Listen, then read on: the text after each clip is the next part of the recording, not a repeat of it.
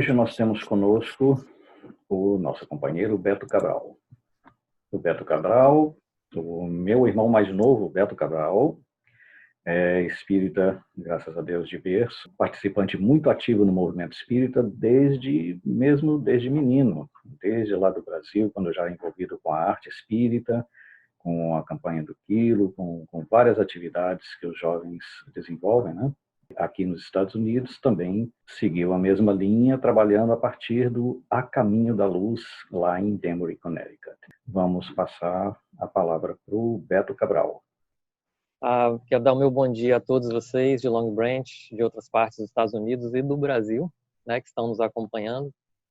Dizer que é sempre uma alegria muito grande estar com vocês de Long Branch. Embora dessa vez a gente não vai ter o prazer, né, de toda vez que a gente vai fazer a palestra em Long Branch, a gente passa o dia, né, com o meu irmão e com a minha cunhada, né, eu levo a minha família e dessa vez, infelizmente, não vai ser possível, mas a gente está aqui junto de qualquer maneira. E graças a Deus a gente tem essa ferramenta para estar junto, né? O nosso estudo de hoje é uma reflexão que a gente traz para vocês e com o título Base Espírita para o Crescimento. E eu vou começar dizendo para vocês o seguinte: o que a gente vai trazer não é nada novo, não. E tem um motivo para não ser nada novo, logicamente, né? Quem sou eu para trazer alguma coisa nova aqui? Mas o fato é que a nossa mente, ela não tem ainda uma capacidade de reter as coisas por muito tempo. É muito fácil para a gente esquecer as coisas ou para a gente se distrair das coisas que a gente do que a gente acredita, do que a gente conhece, do que a gente vive. Então é preciso que a gente revisite algumas coisas, algumas crenças, algumas coisas mesmo que a gente acredita para direcionar a nossa vida de tempos em tempos, para que com o tempo essas coisas comecem a fazer um sentido mais profundo e passem a ser para a gente passem a ser uma segunda natureza, né? E não simplesmente um conhecimento. Então é necessário que a gente revisite esses temas e eles, né? Isso vai variar de indivíduo para indivíduo. Às vezes a pessoa, né, absorve mais rápido, outras retém por mais tempo, mas no geral nós seres humanos, né, temos a mente muito fraca ainda para reter as coisas por muito tempo, né? Pelo menos de forma viva no nosso consciente. Então, quando eu estou falando de tempo, eu não estou falando de semanas, estou falando de meses, mas de muito tempo, né? Às vezes a gente precisa de encarnações para que uma informação que a gente recebe possa realmente criar raízes profundas, né? E se tornar realmente uma segunda natureza na gente, para que elas estejam presentes no momento em que a gente mais precisar delas, né? Então, para a gente não ficar assim só na teoria, eu vou dar um exemplo aqui muito fácil da gente entender. Nos nossos relacionamentos, por exemplo, muitas vezes a gente se encontra em dificuldade nos nossos relacionamentos por esquecer um princípio muito básico, que é o amar ao próximo como a si mesmo, fazer ao outro o que a gente gostaria que fosse feito para nós. É uma coisa que a gente ouve há tanto tempo, uma coisa tão básica. E em muitos momentos nos nossos relacionamentos, a gente esquece um princípio tão básico. Então, eu estou colocando esse exemplo para a gente ver como a nossa mente ela é volátil, né? E se a gente lembrasse disso, parece assim que eu estou tratando isso de uma forma simplória, mas se a gente lembrasse disso, ia fazer toda a diferença. Por quê? Vamos lembrar da teoria. O que é o amor? O amor é aquilo que a gente dá e não aquilo que a gente recebe. O amor, ele perdoa, o amor, ele compreende, né? O amor, ele releva ofensas, né? Então, o amor é de mim para o outro, não do outro para mim. Então, se a gente se lembrar disso, faz uma diferença, né, total nesses momentos, né, do nosso relacionamento, onde a gente precisa de relembrar coisas que a gente já aprendeu. A gente vê que em coisas simples a gente percebe como que a gente ainda facilmente esquece, né, as coisas. Uma outra realidade, por exemplo, infelizmente, né, que tem crescido muito no planeta, as pessoas que tiram a própria vida, que deixam essa vida tentando abandonar os seus problemas, encontrando do outro lado da vida uma situação ainda mais complicada do que a que eles deixaram, muitas vezes fazem isso porque simplesmente esquecem de ter aquele sentimento de gratidão pela vida, né? Não importa o que a gente está vivendo aqui, a gente deve ser sempre grato pela oportunidade de estar vivo. Isso é uma coisa que parece que é tão básica, mas é tão fácil de ser esquecida nesses momentos onde as pessoas, onde as dificuldades se apresentam de uma forma muito grave e as pessoas acabam tomando essa decisão, né, de tirar a própria vida, quer dizer, simplesmente porque esqueceram de que estar aqui é um motivo simples, o simples estar aqui já é um motivo para sermos muito gratos, independente do que estivermos passando. Mas claro que quando a gente já conhece o espiritismo e as coisas que os espíritos nos trazem, isso fica muito mais fácil de ser entendido, né? Por isso que eu estou dizendo, né, desde o começo, vamos relembrar conceitos, vamos relembrar, vamos clarear a nossa mente a respeito de coisas que a gente já aprendeu na doutrina, ou melhor, né, já que a gente está falando sobre isso, das bases que a doutrina nos dá para o nosso crescimento espiritual, para que a gente tenha clareza dessas bases, desses ensinamentos, no momento em que a vida nos pedir, apresentar situações em que a gente precisa colocar essas coisas em prática, precisa colocar essas coisas na frente da gente, para que a gente não caia, né? Então a gente vai utilizar, a gente vai relembrar algumas coisas aqui para que a gente não perca a clareza desse foco, né? Não perca a clareza desse foco. E claro que quando a gente está falando isso, primeiramente a gente está falando para a gente mesmo, porque a gente se depara com esses problemas, sente essas dificuldades muitas vezes.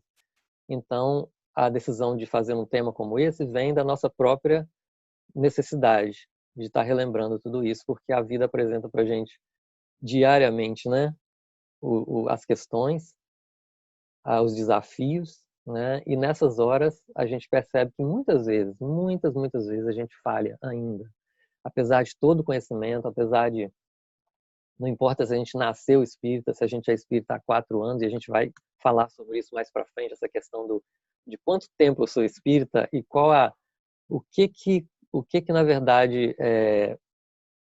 verdade importa nessa questão de tempo de ser espírita, né? Então vamos falar mais na frente. Mas por enquanto, eu vou fazer um convite para vocês para a gente começar essa reflexão, pedir para que vocês voltem no tempo na mente de vocês e lembrem-se do primeiro contato que vocês tiveram com a doutrina espírita. Aquele primeiro dia que vocês ou foram na casa espírita ou começaram a ler as obras ou conhecer o espiritismo, ou seja, naquele momento em que vocês sentem assim que foi aquele momento, né? Porque às vezes a gente já ouviu falar muito, leu algumas coisas, foi algumas vezes no centro, mas tem um momento que assim, a gente vai se lembrar que foi o momento em que a gente fala assim, não, eu vou seguir esse caminho. É esse caminho que eu quero seguir, né?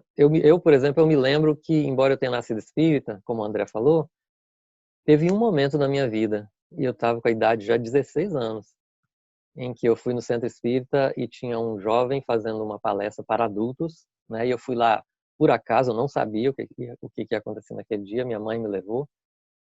E naquele dia, naquela palestra daquele jovem, é que realmente eu tomei a decisão de que aquele seria o meu caminho, já agora como uma decisão pessoal, e não porque os meus pais tinham me introduzido o espiritismo, né? Então todos nós temos esse momento.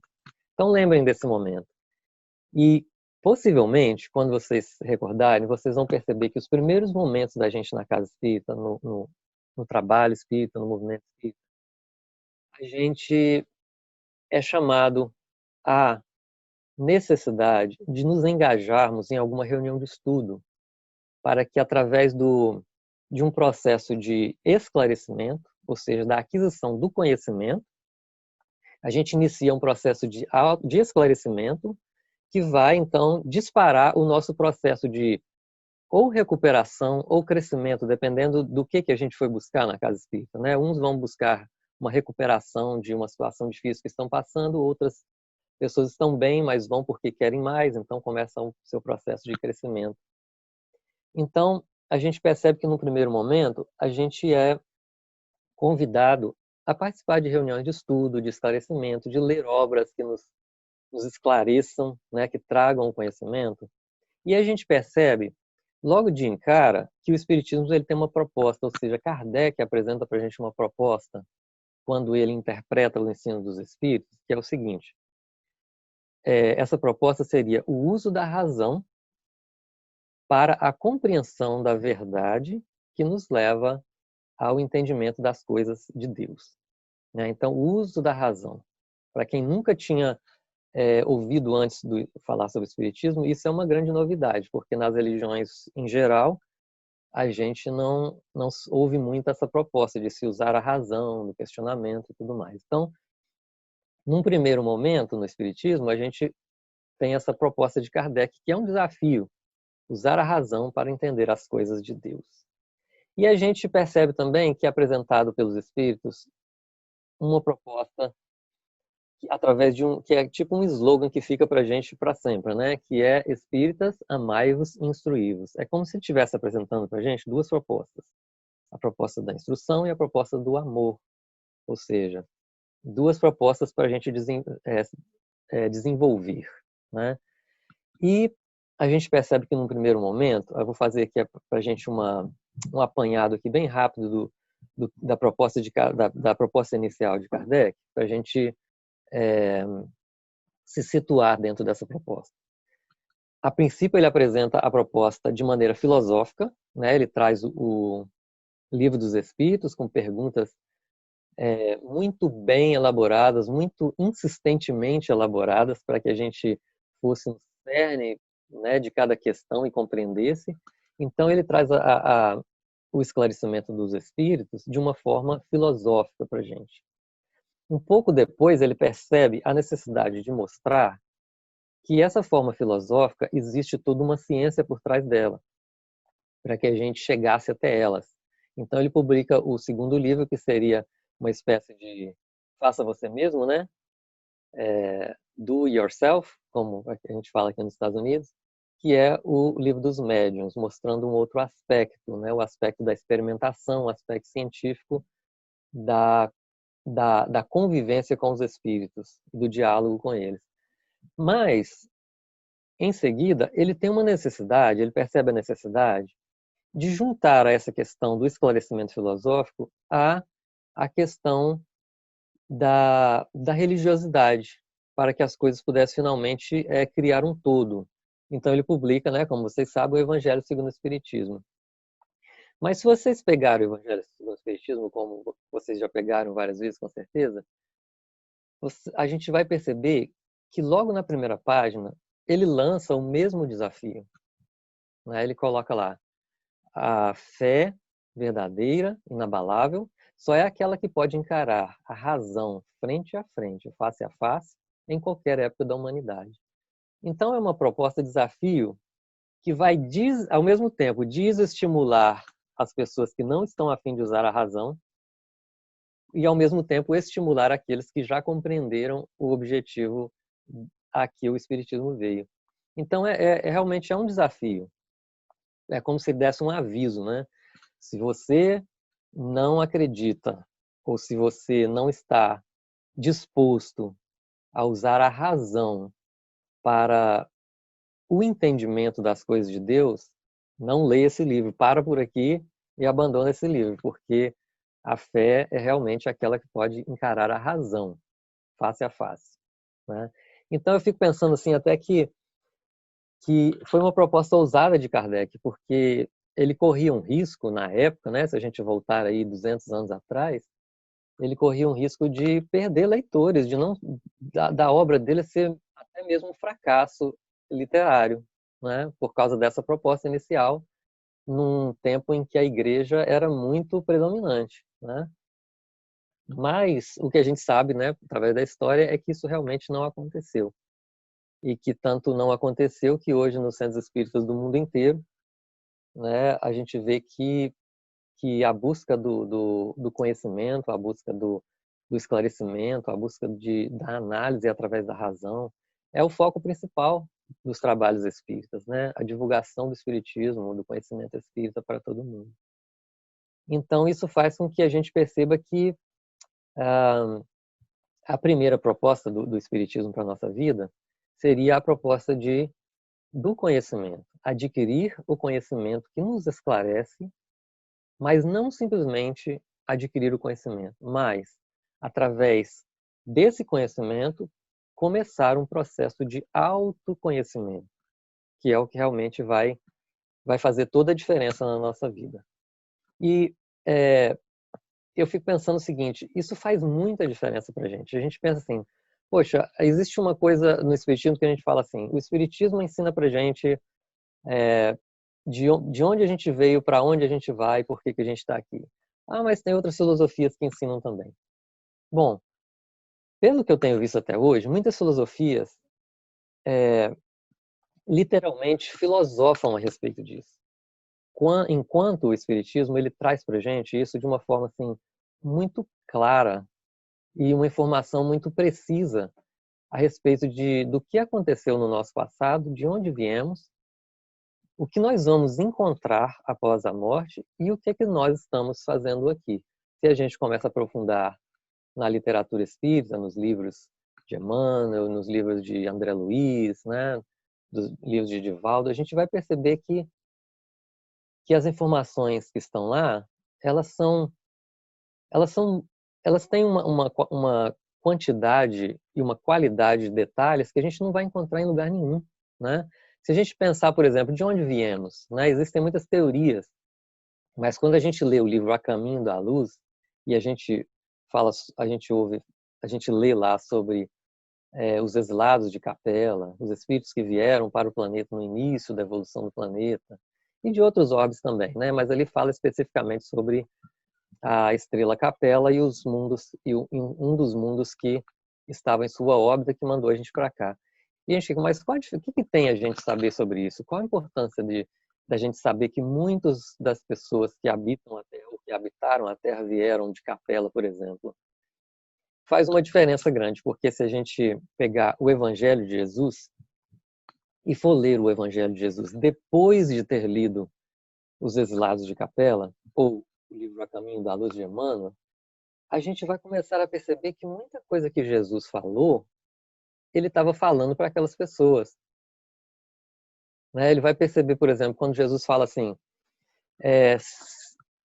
para aquelas pessoas que estão fazendo as coisas de forma errada, seriam atirados nas trevas exteriores, aonde haveria choro e ranger de dente, e de onde não se sairia até que se pagasse o último ceitil.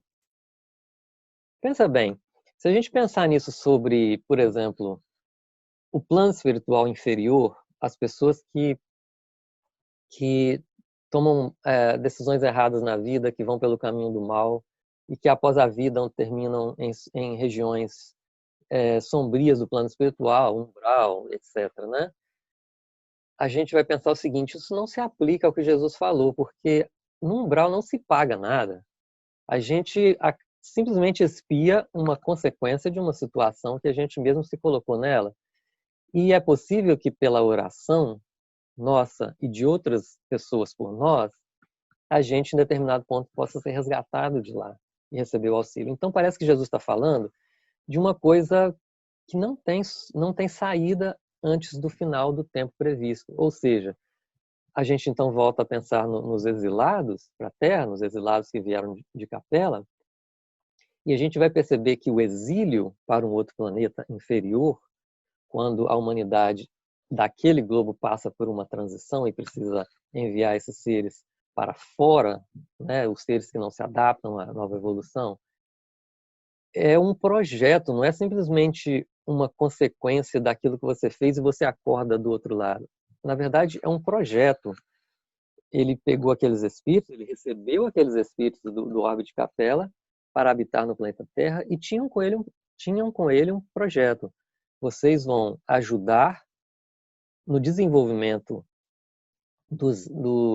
desse planeta, no seu início, dos espíritos novos que ali habitam, e assim que vocês tiverem cumprido essa tarefa e se colocado na condição de dar um passo adiante, então esse passo será dado. Então é um projeto. Então, dali não vai se sair enquanto não se for feito, se for realizado o projeto. Então, dali não se sairá enquanto não se pagar o último ceitil. A coisa fica um pouco mais clara para a gente, né? deixa de ser aquela coisa pesada, imposta como um Deus que nos quer colocar em situações difíceis, né, para perceber que existe toda uma organização no universo, existe toda uma estrutura que precisa ser observada e oportunidades que são dadas aos espíritas. Então a gente percebe que o conhecimento espírita, ele faz toda a diferença na vida da gente, porque traz uma amplitude de visão sobre o universo que é muito...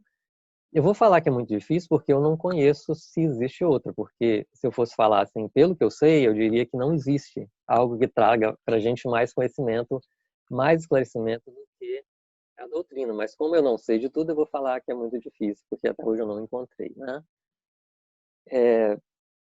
Mas em outros momentos também, né, Jesus teria falado algumas coisas que seriam específicos, né? A própria vinda do Messias, o próprio sentimento interior, né, de que as pessoas esperavam o Messias prometido, era aquele povo que sabia que iria receber aquele que trouxe eles para a terra e que prometeu que um dia estaria com eles de novo.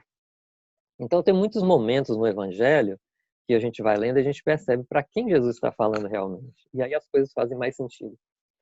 Mas indo adiante com o nosso tema, eu me lembro aqui que nos anos 90, eu creio que nos anos 90, talvez um pouco antes disso, mas principalmente nos anos 90, no meio espírita, havia um dizer, né, em que a gente ouvia muitos palestrantes, muitos líderes espíritas dizerem o seguinte: o espírita tem que ser diferente.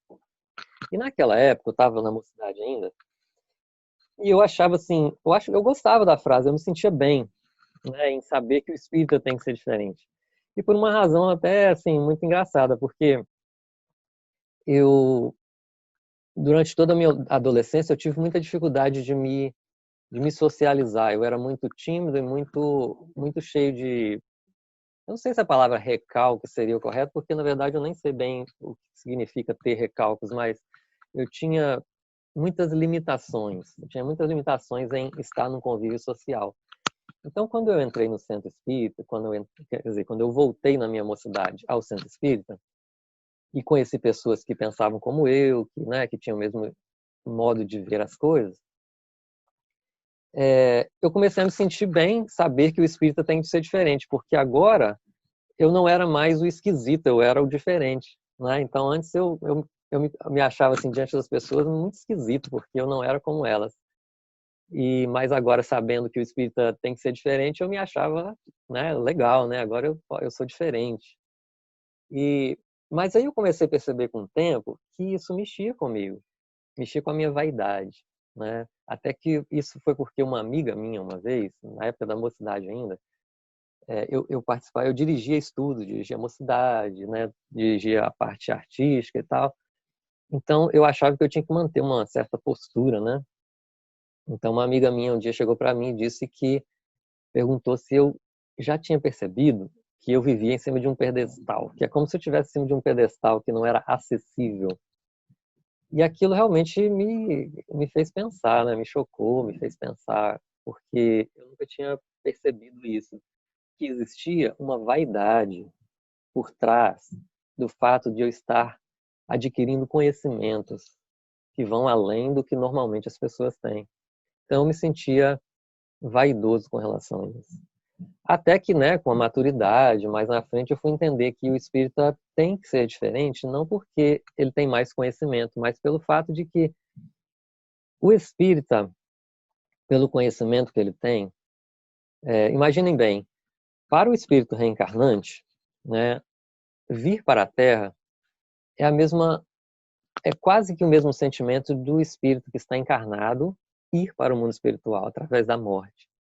Porque se a gente pensar bem, renascer é um mergulho no, no desconhecido, né, entre aspas, no sentido de que nós vamos esquecer de tudo.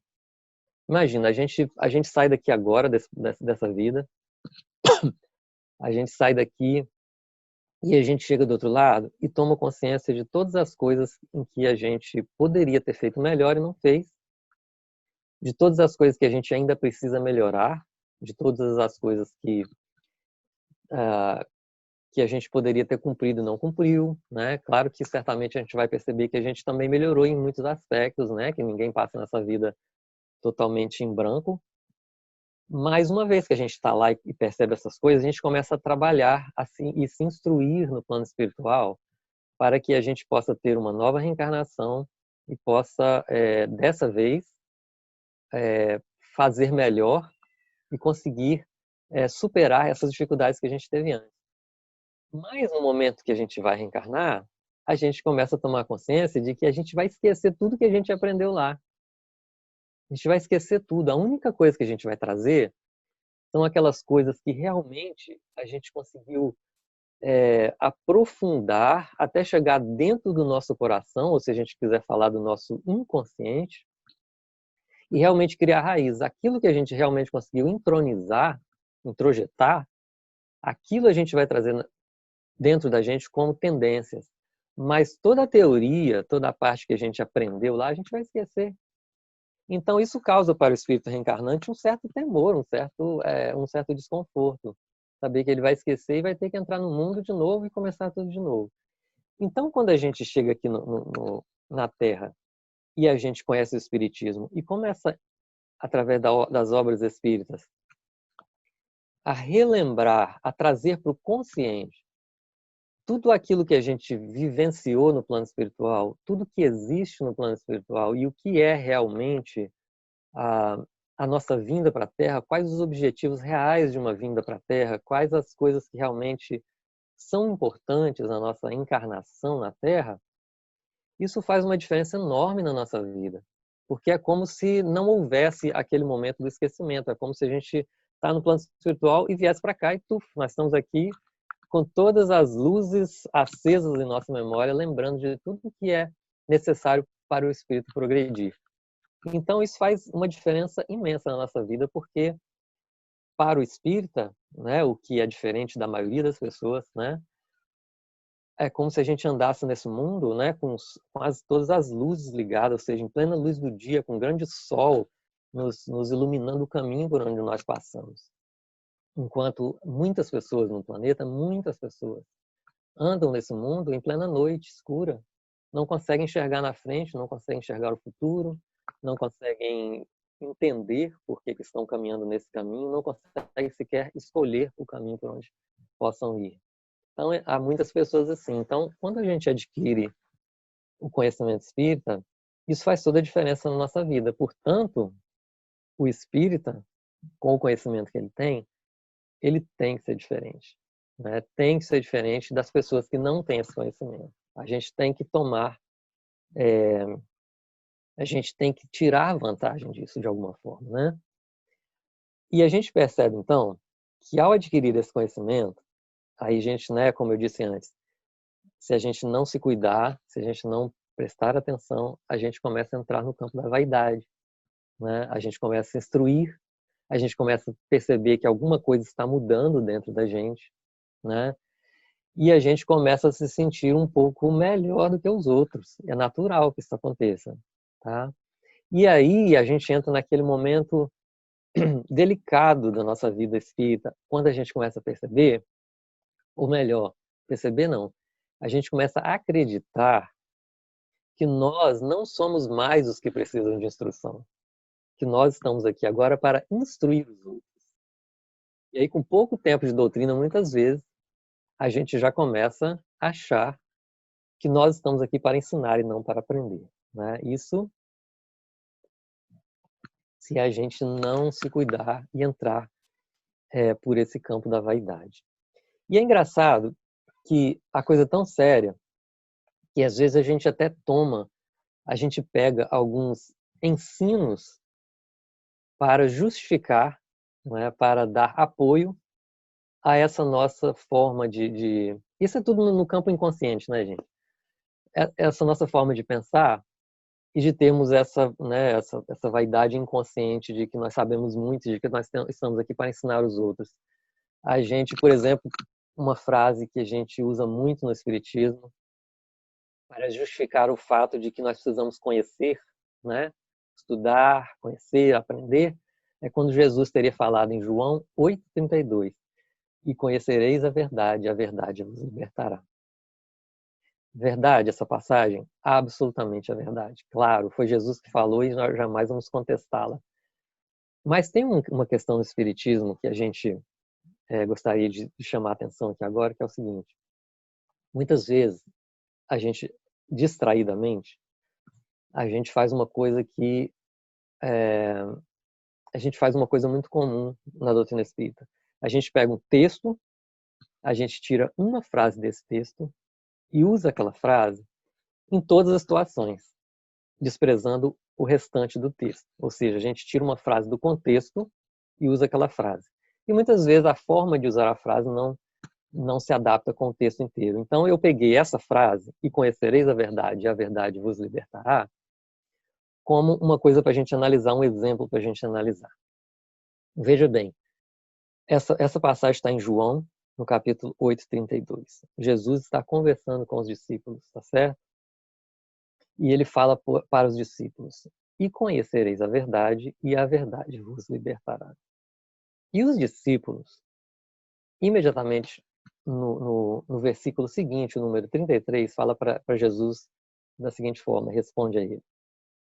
Então está escrito lá, responderam-lhe: somos descendência de Abraão e nunca nos tornamos escravos de ninguém. Como tu dizes que sereis livres? Então, nessa resposta, a gente percebe o seguinte: os discípulos, eles não se fixaram na questão do conhecimento, eles se fixaram na questão da liberdade, falando de escravidão e de ser livres.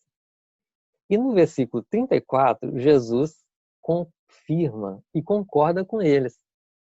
Ele diz o seguinte: Jesus respondeu-lhes: amém, amém eu vos digo, e vou parar aqui para a gente voltar aqui e dizer o seguinte: amém não é uma palavra em português, não é uma palavra traduzida.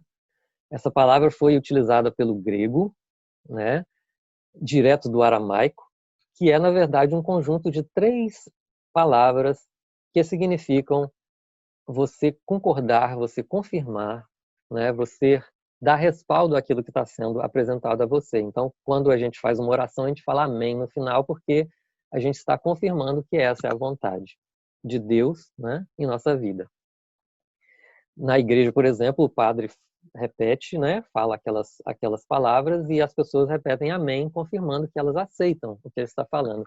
Então Jesus repete 2 vezes, amém, amém eu vos digo, ou seja, ele concordou que os discípulos estão falando da liberdade. E ele continua falando da liberdade. Eu vos digo que todo aquele que pratica o pecado é escravo do pecado.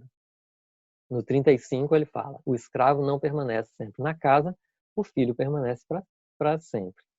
No 36 ele fala, se portanto o filho vos libertar, sereis realmente livres. Então vejo que toda a passagem, todo esse texto, ele foca na liberdade, ele não foca no conhecimento. Então, o conhecimento, ele para Jesus, da forma como Jesus apresentou, é apenas um caminho para a libertação. Então, a proposta de Jesus não é o conhecimento, mas é a liberdade. O conhecimento é só o caminho. Da mesma forma que se Allan Kardec tivesse parado no primeiro livro dele, quando ele apresenta o conhecimento espírita, a coisa teria perdido o objetivo.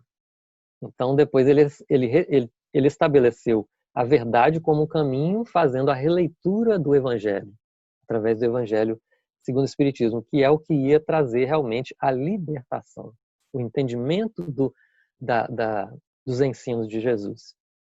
Então, a gente poderia dizer assim, numa coisa, de uma forma ilustrativa, né, que se fixar no conhecimento e esquecer da questão da liberdade seria o mesmo que pintar com letras douradas a nossa prisão.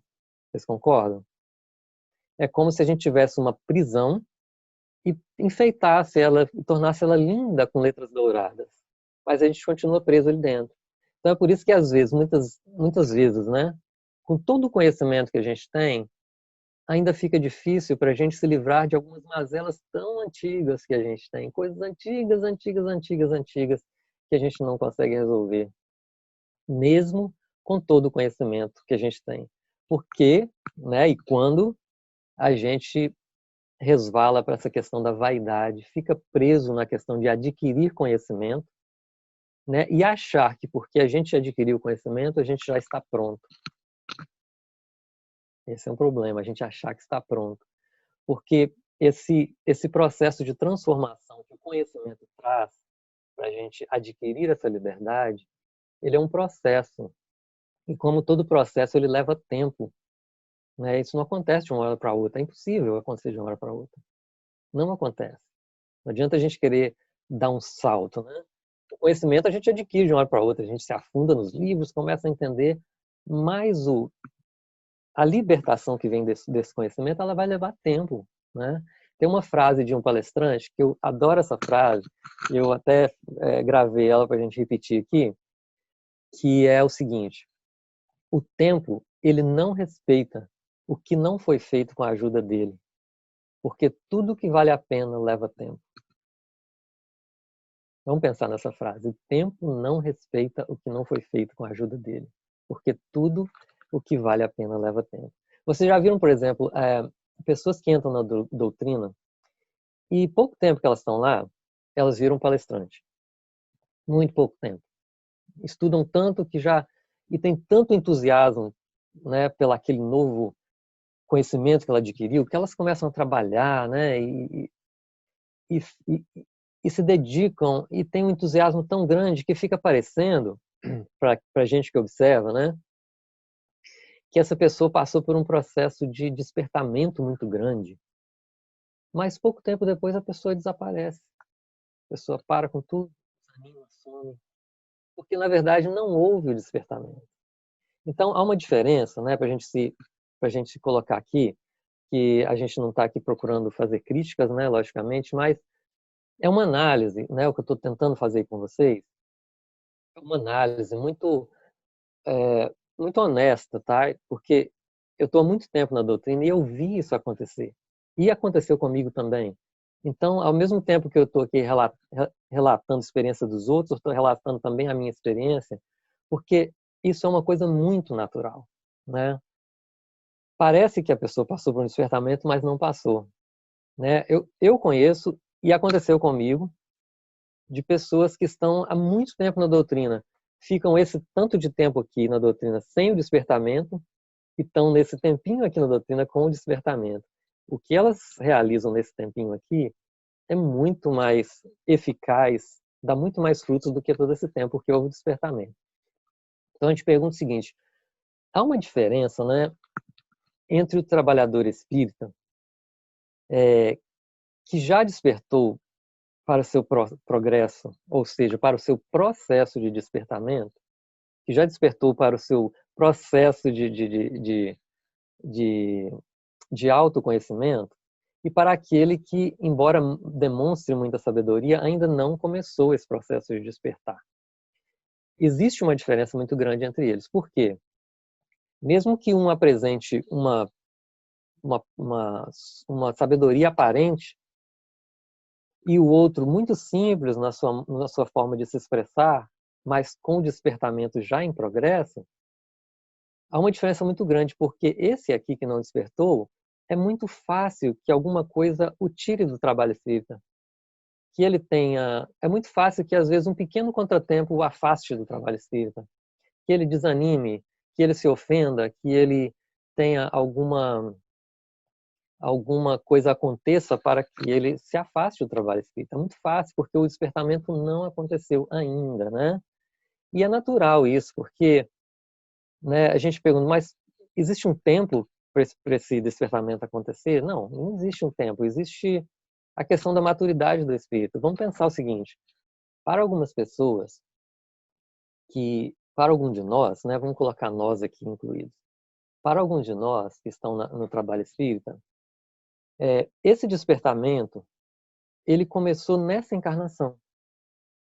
Tá? Então, todo o nosso processo que a gente vai passar agora está sendo o processo do iniciante espírita, ou o iniciante no caminho espiritual, ou o iniciante no caminho de crescimento espiritual.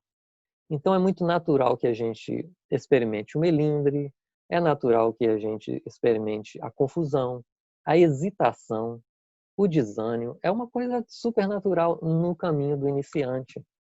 Quando que para outras pessoas, esse processo de despertamento, ele já começou na encarnação passada, em 2 encarnações passadas, em 3 encarnações passadas.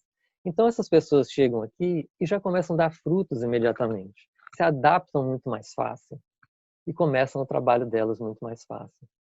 Algumas pessoas como nós, por exemplo, temos que nascer na doutrina espírita, estudar a vida inteira para começar a dar algum fruto, enquanto que outras pessoas chegam e com 1 ano de doutrina já estão engajadas, já estão despertas, já estão dando frutos, né? Então a gente está falando aqui de amadurecimento espiritual. E parece que isso não é verdade? Pois eu vou falar para vocês, vou relembrar para vocês, se vocês já leram o livro Memórias de um Suicida, né, que a gente até falou sobre esse exemplo numa palestra anterior aqui para vocês. O espírito Camilo Castelo Branco, da época que ele reencarnou, do tempo de Jesus, como um espírito extremamente dedicado ao mal, né, do tempo em que ele levou para o despertamento espiritual dele começar, foram 300 anos e várias reencarnações. Então vocês imaginam, 300 anos e várias reencarnações. Ele dizia que para ele não fazia muita diferença se ele estava encarnado ou desencarnado, ele continuava no mesmo patamar de vibratório. Ele, no plano espiritual, ele continuava vivendo as coisas da Terra como se ainda estivesse aqui, não fazia diferença. Então levou 300 anos para que ele despertasse para o processo de despertamento dele. Então, a gente percebe que é natural que para a pessoa que começou agora esse processo, que as falhas aconteçam, né? Que a gente tenha todos esses tropeços do iniciante, né? É um processo muito natural. E é natural também que a gente, ao conhecer o espiritismo, ao se engajar no trabalho espírita, comece a, a nos comportar, a agir de uma forma como a gente gostaria de ser, não exatamente como a gente é. Né? A gente dentro da casa espírita, né, às vezes a gente fala assim, fulano dentro do centro espírita é assim, mas fora da casa espírita, vai conhecer ele para você ver quem ele é realmente. Mas isso não é hipocrisia, isso não é um problema em si, né? Porque o que acontece é o seguinte, a casa espírita é uma escola, né? Onde a gente está ali para a, aprender a desenvolver os nossos potenciais espirituais. Então, o que a gente está fazendo ali, agindo dessa forma, é um treinamento de fraternidade, é um treinamento de convivência, é um treinamento de nos expressar de uma forma diferente, que às vezes lá fora a gente sente uma dificuldade imensa de fazer, né? É difícil, né? Não é fácil a gente lidar no mundo lá fora e ser do jeito que a gente consegue ser na casa espírita, porque o ambiente dentro de um centro espírita nos proporciona uma facilidade muito grande de agir dessa forma. Então, é o momento em que a gente pratica isso. E, à medida que a gente vai praticando, a gente vai entronizando aquilo na gente e vai conseguindo realmente ser aquilo. Depois, claro, da ação do tempo, né?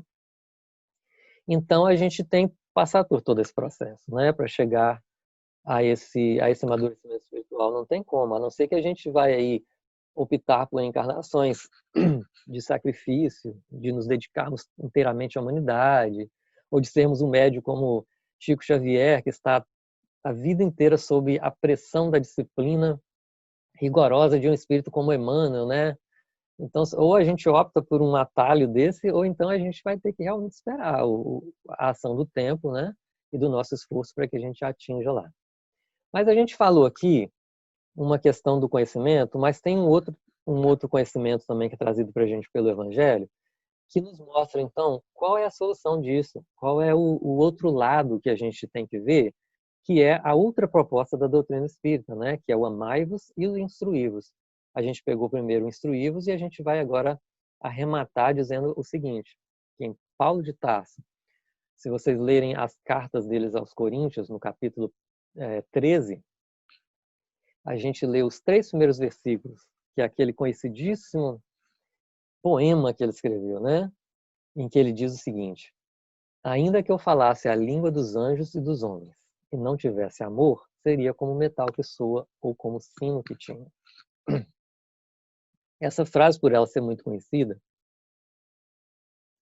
às vezes a gente não dá muito a ela o valor que deveria ser dado. Mas vamos pensar em alguns detalhes dessa frase. Ainda que eu falasse a língua dos anjos. O que é a língua dos anjos?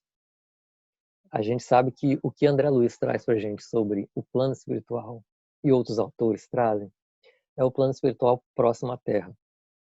A morada dos seres, dos espíritos angélicos, ela está acima do plano espiritual que a gente conhece. É uma região da qual a gente não tem notícia, que a gente não sabe como é, que a gente não sequer consegue imaginar como é a comunicação entre eles. Então, quando um espírito do porte evolutivo de um anjo se expressa através das palavras, a sabedoria com que ele se pronuncia é algo que para nós é até mesmo incompreensível. Então, se a gente, mesmo que a gente falasse, tivesse essa capacidade, e a gente não tivesse o amor, a gente seria como o metal que soa ou o sino que tinha. Agora, pensa bem o que é um sino. Pensa, ele não usou isso à toa, não. Pensa no que é um sino. Um sino de uma igreja, que a gente vê os sinos nas igrejas, né? O sino de uma igreja, todo dia, quando dá 6 horas, ele bate 6 vezes. Bem, bem, bem, bem, bem. 6 vezes. E é tudo que ele consegue fazer. Ele tem um limite de comunicação. A única coisa que ele consegue fazer é falar para as pessoas que são 6 horas da tarde. Comparativamente, se a gente não tiver o amor, se a gente não conseguir, através todo esse conhecimento que a gente adquiriu na doutrina, conseguir trabalhar o amor em nós, que é a proposta maior de Jesus, a gente vai ser limitado como um sino.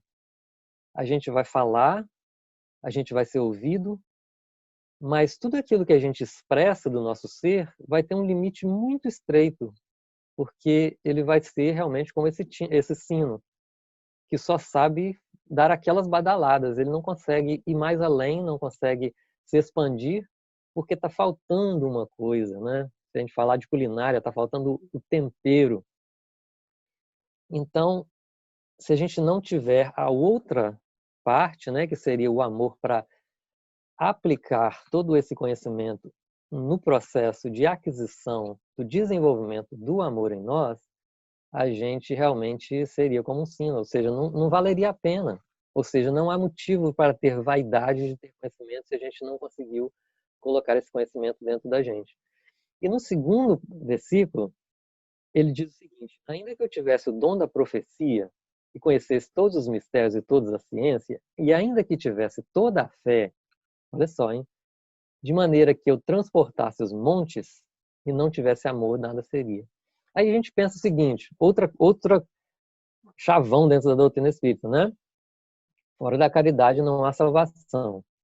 Então nós fazemos a caridade no centro espírita e dizemos em autodefesa, poxa, mas eu faço tanta caridade no centro desde quando eu entrei no centro espírita, tenho me envolvido nos trabalhos de caridade, ou seja, eu pratico a caridade dentro do centro espírita, ou seja, eu tenho amor em ação. Mas aí a gente pensa o seguinte, praticar a caridade dentro do centro espírita é praticar a caridade dentro do centro espírita, não é fazer a caridade. Existe uma diferença entre fazer e praticar. Praticar significa exercitar, fazer significa realizar. Então o centro espírita para a gente, em todos os aspectos, é onde nós praticamos aquilo que nós precisamos vivenciar na nossa vida, que nós precisamos colocar dentro de nós como algo realmente adquirido. Então, a prática da caridade, como Jesus entendia e os Espíritos colocam na questão 886 do Livro dos Espíritos, é outra coisa, não é filantropia. Ele não fala de filantropia lá, ele fala de benevolência para com todos. Imagina quando a gente estiver na condição de ter benevolência para com todos. De indulgência para com a perfeição dos outros e perdão das ofensas. Então, é uma outra forma de vivenciar a caridade, o amor. Então, não é dentro do centro que a gente realmente faz a caridade, lá a gente pratica. A gente pratica para aprender a fazer.